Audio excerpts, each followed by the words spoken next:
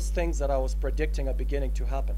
So you need to look at what's going to change next and how is it going to change the model of your business. Don't just focus on COVID. COVID is the past. Really, it's the past.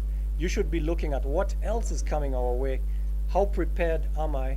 How quick and agile are we? So I just wanted to provoke your thoughts, but also to tell you not all is lost. You don't have to feel hopeless, because remember, if you're prepared, then you're ready for anything. Obviously, Schulenberger didn't expect to one day glide a plane on a river and save so many passengers, but it did because he was prepared. So fortune will favor you if you're brave and if you're prepared. So thank you very much for having me, and looking forward to the panel discussion and to engaging with the rest of the audience. I'd like to start with Emil. So, and this question is mostly related to what Roberto Suarez had mentioned earlier on. He said that executive directors are now saying, more than 50 to 60% of them are saying that they're now looking for different skill sets within just a period of 3 years. What does this mean for the future of the workforce, Emil? Good morning, and thank you very much for having me. It's an honor to join you here at your annual conference. I know that NHO and FKE have been cooperating together for many years, so it's a pleasure to join you here on this very important topic. As to your question, to start with, digitalization is it's a trend that has been going on already for several years, and in fact decades. And so the ongoing transition has been in play for a long time, and what we are seeing now in the light of COVID is a reinforcement of transition and disruption that we have already been faced with. And in terms of your question to what skills will this require, what we see from our perspective here in Norway, that particularly important skills will be artificial intelligence, how to use data as a resource, and ICT security.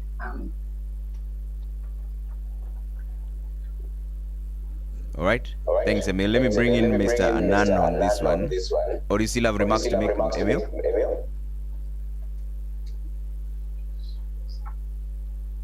Okay, let's bring in Mr. Anand on this one. Mohan Nogutu, Chief Executive Officer, Digital Techno Brain. Mr. Anand, you know, we used to talk about the future of work. Generally, people are just saying the future of work, and technology remained such a great factor, but it is now with us. So, what developments are you seeing then in the technology space to support enterprises in dealing with the COVID-19 pandemic?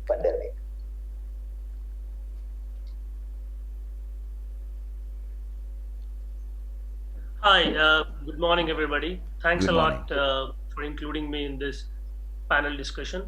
Thanks to everyone at FKE. The question that we have is, we used to talk about the future of work, and technology remained a great factor in that future. COVID-19 came and the future is now with us. What developments are we seeing in the technology space to support enterprises deal with COVID-19 pandemic? Now, hope we all can see the screen that I've shared. Today, the online collaboration is pretty normal. I mean, it used to be a thing which once in a while, like once or twice in a week used to happen. But today it is a new normal. And this conference is an excellent example on how the technology is enabling the work currently. And this conference usually should have happened in person, but today it's in a hybrid mode. Most of us are joining online using collaboration tools like Zoom we are using here. Similarly, we have Microsoft Teams and other collaborative tools as well. So especially on the technology world and also the enterprise side of it, I'm not referring to a very small and medium businesses here, but on the enterprise side, all the organizations have pretty well adopted productivity tools, collaborative tools, and audiovisual. And mobile is the most used gadget of the tool. It's not only for talking, but for the most of the work. And if you look at even our children who are like 8 years old, 10 years old, they are using mobiles pretty well to attend to their schools. Few of the technologies that I would like to touch upon here. We have seen virtual reality, augmented reality, and mixed reality being adapted very well in the industry, especially because of the immersive experience and not able to meet in person. Education is one of the greatest example where the collaboration is happening between the students and the faculties among all the universities across the world. Healthcare is another example. Entertainment and law enforcement. We have seen the customs organization and immigration departments doing the online checking of the goods and also the inspection of it. Especially mixed reality, where you can mix the virtual world and the real world. We have seen good adaptation in Kenya in the construction space as well. What we have seen in particular is virtual assistant adoption is really high in Kenya and South Africa and Nigeria and other countries in Africa as well. What I mean by virtual assistants is the software bots on the voice and chat bots. We have seen that in the insurance, telecom, banking. We have personally done many projects in this space. And robotic process automation, I think one of the next question quickly when we move, we'll understand why there is a rise in adapting robotic process automation, because it automates a lot of mundane tasks to perform faster and at a very lower costs. So on the order of priority, RPA, robotic process automation, we have seen really being adapted very well. Yeah. And these are all the tools which are helping. Why? Because in this difficult world, to survive, we need to reduce the cost and to improve the performance. Yeah. Right. And that's where the RPA and all the helping. So to summarize, the most of the Kenyan companies have really adopted online and remote working. Yeah. On the robotic process automation, we have Safaricom implementing almost 15 processes. We have Jumbojet, we have Mcopa, Internet Solutions. Crown Paints have done their entire painters interaction on WhatsApp. Yeah. And on AI and intelligent assistants, we have seen Rampton's. Stanbic Bank is launching a digital banker. And most interesting thing that's happening in Kenya and in Africa is all channels, WhatsApp, Telegram, and Facebook based e-commerce, which is, we can see Jumbojet, Quick Basket, and Fresh to Go. I think when we get into questions or when I get an opportunity, we can dig deeper into these, but this is just a glimpse of on both the topics. I think the problem is on both sides. So employers are not pushing universities enough. You're just accepting whatever degrees we're going to give you, and you're even putting it in your call for applications. You're saying degree required. And then when you get these people and they don't have the skills you were expecting, you get disappointed, and then you start training them. And then you make the same mistake over and over and over again. So it's never gonna change if you continue doing that, because it'll be all too easy for the universities to keep doing the same thing. After all, there's a market for these people that you are creating. Now, the whole ball game changes when you start demanding that people should actually have skills coming in, and you almost don't care whether they have a degree or not. Now you'll put pressure on the universities to deliver what they're promising. They're promising to send you people with skills, and if you're opening it up to people who haven't gone to university, who can demonstrate they have the skills, then now you force universities to deliver on their promise. So I'm perfectly happy to have myself compete with anybody out there who's not doing a degree, because nowadays you can educate yourself online. And I'm all in favor of that, because a majority can't afford to go to college anyway, and I do care about the majority. And in a sense, it forces us to do our job, to actually develop those students that by the time they come out, they have those skills. Now, how can we improve this together? That's the thing we should be looking at, collaboration. At Strathmore University, whenever we have a curriculum review or we have a new degree coming up, we'll reach out to industry. We'll say, what do you think we should include in this degree? What sort of skills do you think these students or these graduates should have? And then we co-create that degree. We create it together. So I think we need to have more collaboration between universities and employers. But I think the game changer is when you as employers set a bar that is so high that you will simply take whoever has the skills You don't care if they have a degree. If you actually dare to do that, you change the game, and you'll see everyone starting to do their work, starting to train people for skills. As long as you make it easy for us by just requiring any degree, you'll keep getting what you're getting. So raise the bar, make that demand. It's daring for you to say we're no longer looking at degrees, we're looking at skills. But if you dare do it the way companies in Europe and the US have done, so Tesla, I met a Tesla engineer who doesn't have a degree, didn't even finish high school, self-educated. That's the picture I show the most to people because I took a selfie with him in San Francisco. I was so excited that there were people like that around. Why was it possible? Because Tesla tested him and said, you're just as good as somebody with a master's from MIT, Stanford, so we'll take you in. And Google is doing the same now. And Microsoft has also done it. So we here in Kenya should be daring enough to just say, if somebody is good enough, let him do it. I remember an employer who reached out to me and said, could you recommend someone for a particular job? And I said, I know just the guy for you, but he doesn't have a degree. Is that a problem? And he said, if you vouch for him, Vincent, I'll take him.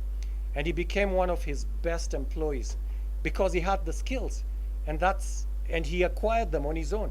So you just need to demand that for us, shift the market, and you'll see how the market will respond. Dare to be different. So let me bring in Mr. Anand back on this. There's some sense of urgency when it comes to technology and enterprise and adoption of that. So what related to us in terms of productivity, affected in the business world, Mr. Anand? Yeah, it has severely affected because right now, for every company, survival is the biggest challenge. Because what we are facing, our customers are also facing, and their customers are also facing. There seems to be some technological hitch with your line there. Just reconnect and then we'll bring you back into the conversation. You were speaking to us about the issue around productivity versus profitability in the times of urgency adoption of technology by enterprises. Before we get him back online, let me bring him back, Emily. Emily, so is COVID-19 driving digitization of business, or is digitization of business driving us through COVID-19? That's a very good question. As I mentioned,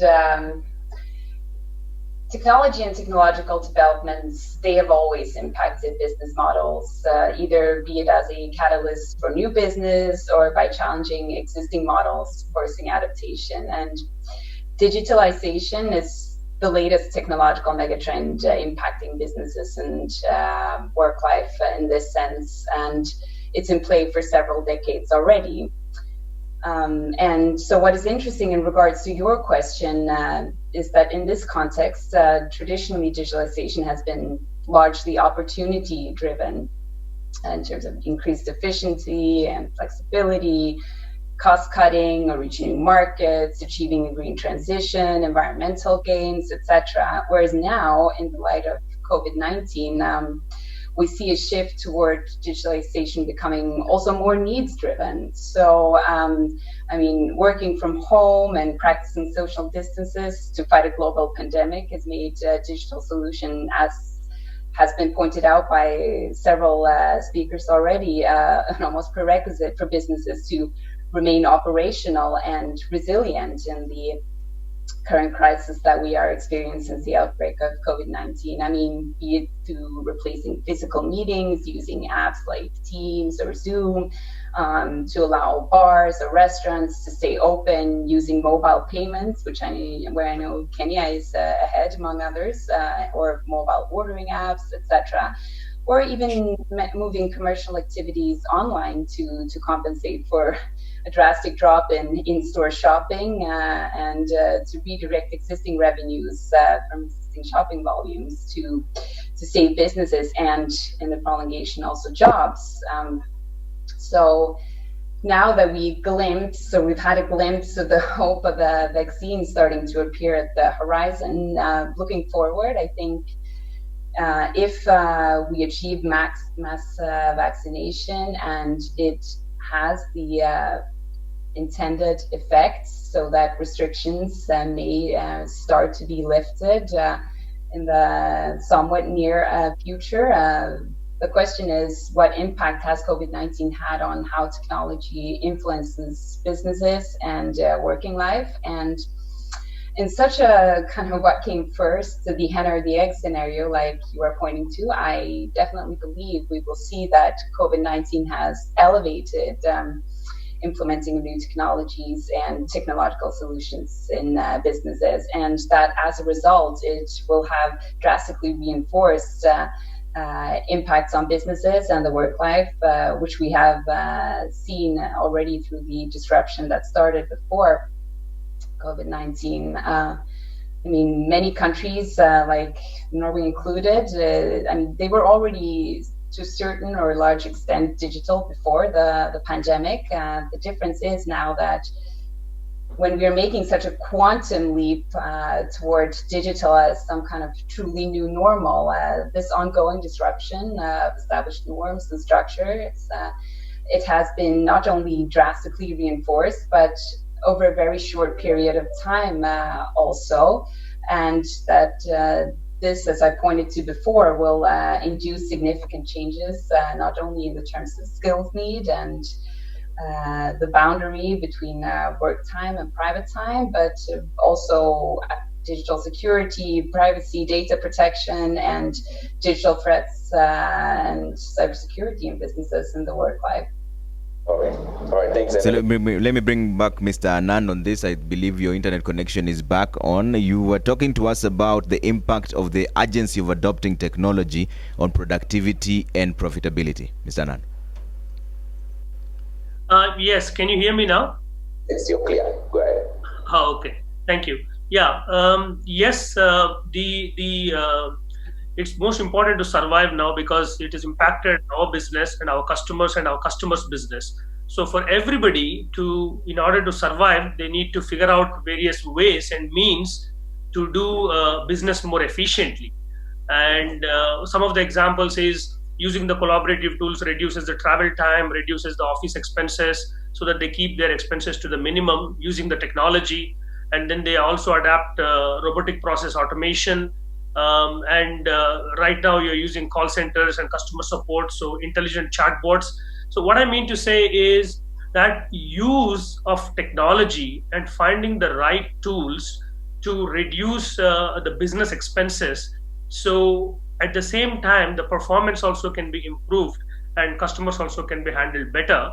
And that's where, the urgency means absolutely there is no time left.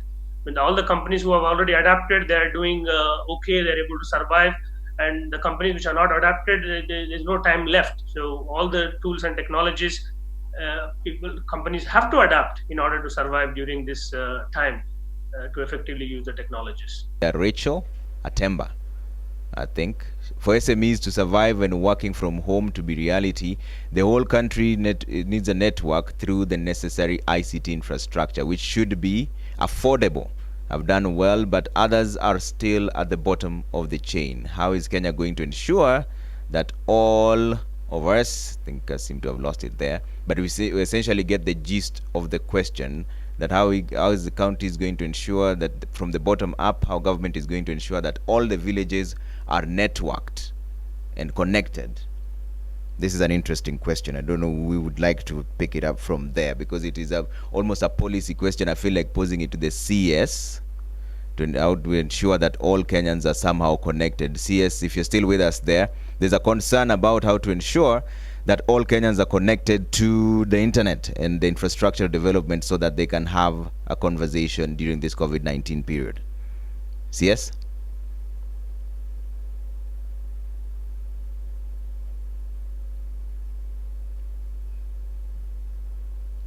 Please unmute your microphone first, CS.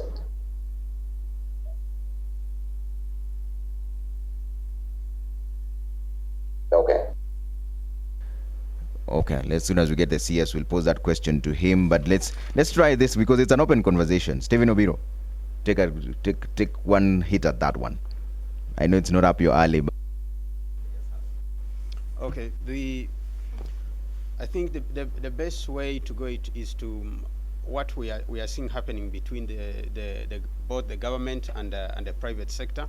You can see the government under the ICT strategy. There is a lot of development of the infrastructure for ICT, and also the private sector. If you have companies like Safaricom and others who are laying and putting up their infrastructure for ICT.